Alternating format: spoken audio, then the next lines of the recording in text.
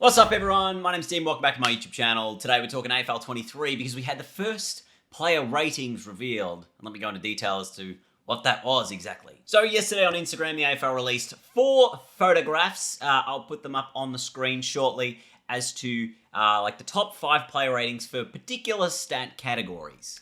Now, bear in mind, all these stats are going to be done by Champion Data. That's why they are interpreted the way they are, so to speak, database stats. So it's completely subjective. No, that's not the word. Objective. Objective is the word. Completely objective ratings. There's no gut feel approach to them. It is literally based off statistics of how these players have performed in big games or in games at all. So the first stat we're going to look at here is contested marking stat. Tom Lynch, number 1. Obviously, we saw how good he was on Thursday night when the Tigers drew with the Blues after he took that big clunk towards the back end of the game. I think he averaged the most contested marks per season last year. Then you've got Gawn, Harry Mackay, Braden Preuss, surprise to a lot of people in there, and then Max King up there as well. Now, we don't know how these statistics have come about in terms of how they've interpreted the data to get these ratings, whether it's Tom Lynch is a 99, Gawn a 98, Harry Mackay a 97, in terms of their contested marking specific stats.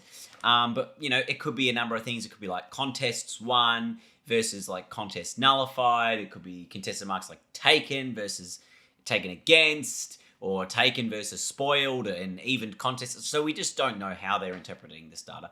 And that's why there is obviously going to be a lot of debate in terms of specific things as we move along to the next one, which is kick accuracy. So this one here, Luke Ryan is rated number 1. And this is one where I kind of always think it's a really hard stat to interpret because all the players pretty much listed here are all in the back line because they're chipping it around uncontested to each other. So that's why they're more likely to have accurate kicks in a game, whereas I guess Dangerfield, he just blasts the ball anyway. But the midfielders who can be very good kicks also are the midfielders getting the ball under the most heat, the most pressure, and are less likely to then have accurate kicking during a game.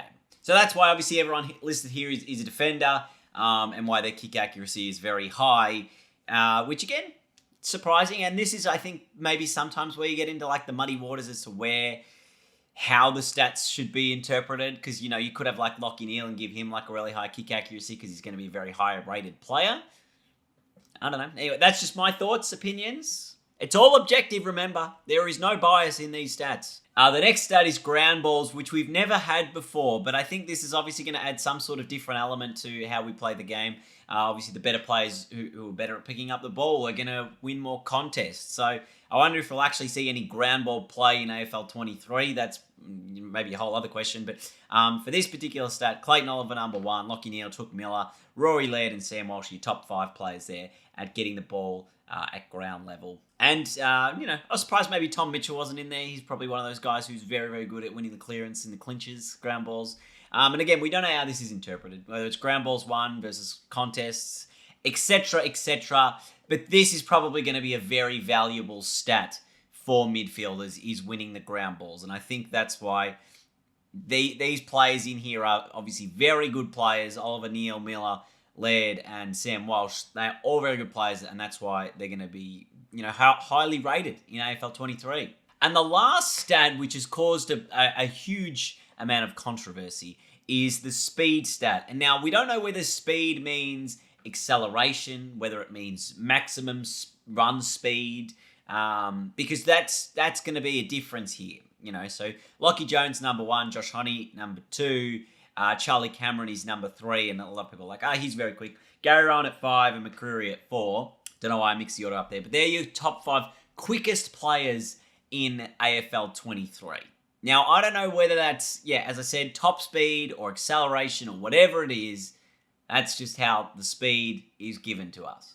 Now, again, people will debate about why not Sard, why not Rioli, and a number of other quick players in there. But again, this is all taken from data, and they do have GPS data available to them. So this is going to be whoever the max track speed is during a game.